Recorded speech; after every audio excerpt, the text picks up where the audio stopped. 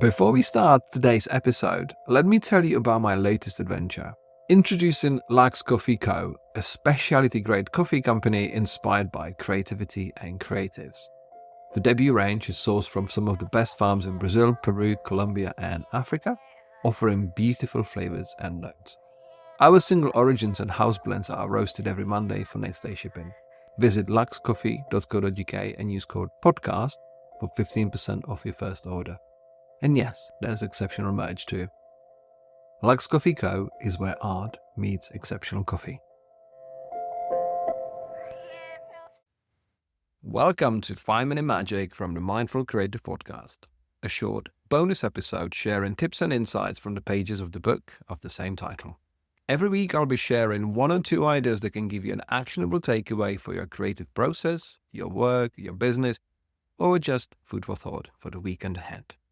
These episodes share content from the audiobook, and you can find the link to the full version in the show notes below.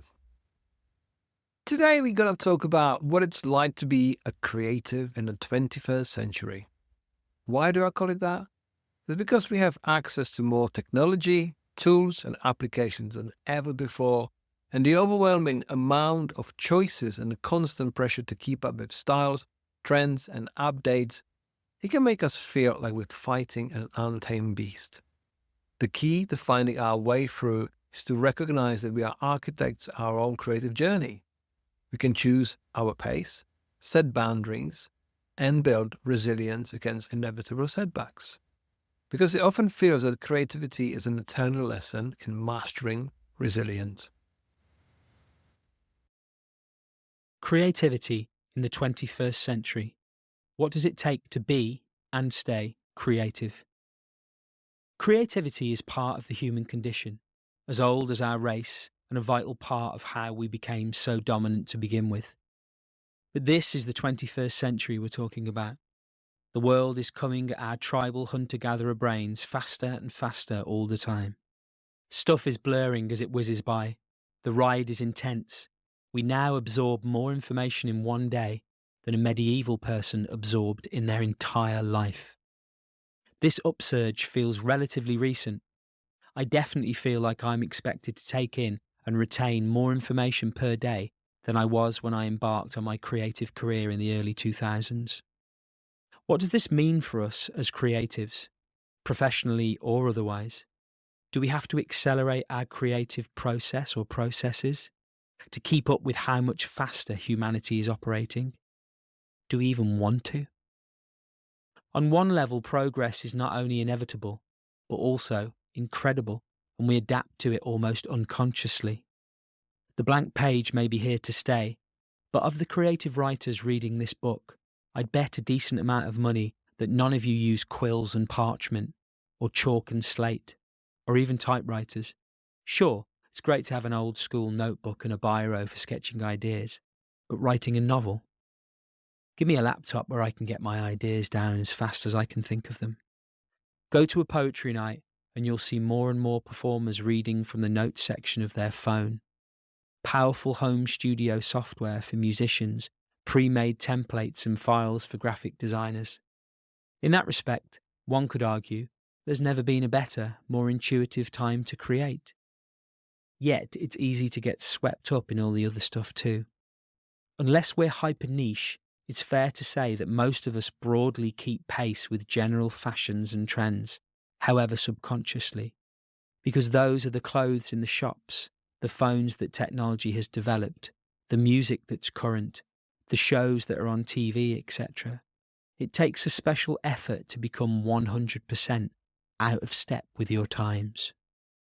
This unintentional keeping up also extends to those metrics we discussed earlier: speed, size, and money. If we feel like everyone around us is being more creative more often, and possibly earning more money and accolades because of it, it's natural to want to stay in step. That's what's on offer, what's being presented to us as what everyone else is doing, right? Most of the time, we hardly notice that we're keeping up, but increasingly, as the world continues to quicken and we're fed more and more information from every conceivable angle, it's like a treadmill gradually speeding up, and more of us are realizing that it's getting too fast for us. Even those who seem to be keeping pace are likely a couple of notches away from being flung off backwards. But we can adjust the speed of the treadmill if we want. We are the architects of our own busyness, and we always have the power to choose. Think of it as being like one of those Jimmy Spice-style all-you-can-eat buffets that serve different kinds of food from all over the world. Want some spaghetti with a bit of tikka masala and some spring rolls? Fine. Want to make your play your work? It's hard work, but it is possible. Want to opt out and keep it to doodling for your own amusement? Perfectly valid. Want to do a bit of both? If you can comfortably balance it without bucking, then go for it. And while we're mixing things up, I'm going to mix the metaphors and say this. Don't let society hack the circuits to your theme park and send everything spinning out of control like some villain from a kid's cartoon. You are the architect, key holder, and operator. It involves taking responsibility and ownership for your decisions, but it also brings you empowerment. Meeting the untamed beast. Too many choices, lack of rules? When we hone in on creativity, we find that, to a degree, progress shifts the ground beneath our feet. Yes, we do own the ability to choose and to define our expectations, but with the explosion in information comes more choice than ever before. We can do many more different kinds of creative work.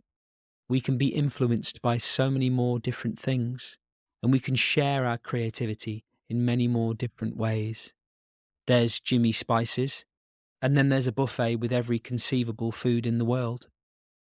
I call this mass availability of choices the untamed beast. The multiplication of options we have at our disposal makes final answers so much harder to calculate. What you do, how you do it, where you share it, how you share it, we can find ourselves wrestling with a Frankenstein-like monster that overwhelms our ability to harness our creative strengths. Now let's be clear, every human being has creative potential to a greater or lesser degree. Ask your kids if they've got any cool inventions, or ask your grandparents for the best route into town. They won't have any trouble coming up with multiple answers. Creativity isn't the issue. It's not a negative force. It's there to be cherished, nurtured, and celebrated. But creativity is intertwined with our humanity, and just like our humanity, it ultimately has to engage with reality to have any chance of success, materially or spiritually. We might have to tussle with our optimism bias and inner romantic over this idea, but when the untamed beast is left to run wild, it hurts our creative outcomes, and projects never get finished, succumbing instead to eternal tweaking. Some might be happy to keep editing the novel they've spent 15 years writing. The escape is enough. But if we want to truly embrace our creativity and balance it with our humanity, then I would argue that we should adopt healthy habits and boundaries with our creativity as we would anything else in life that we want to enjoy the benefits of. Creativity is an eternal lesson in growing resilience. Taming beasts and adopting positive habits takes a heap of willpower. If you don't already know from experience, creativity also requires building mental resilience, not least the inevitable criticisms and rejections that come with any attempt at self-expression. To wholly embrace your creative mindset can mean choosing to dedicate yourself to your practice with the discipline of an Olympic hopeful, the kind who trains almost daily for 4 years, aiming for that one shot at glory in an event that may only last seconds and be decided by an even smaller interval. They train to win, but they also learn how to process the struggle when the result goes the other way. Creativity is your gold medal discipline, and ultimately, or if you're unsure, you can work to discover what it entails. You can practice it at your desired level, and through practice, you can build resilience. The knockbacks will always sting, and the issues mentioned so far will raise their heads time and again, but you can learn to deal with them and get back up more quickly every time.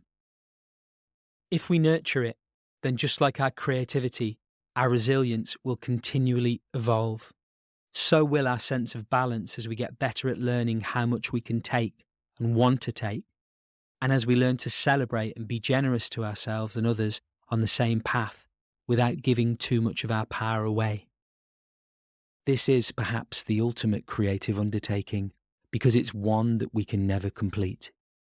Not because it's undefined or unrealistic, but because it involves working with the unfinishable project that is our humanity.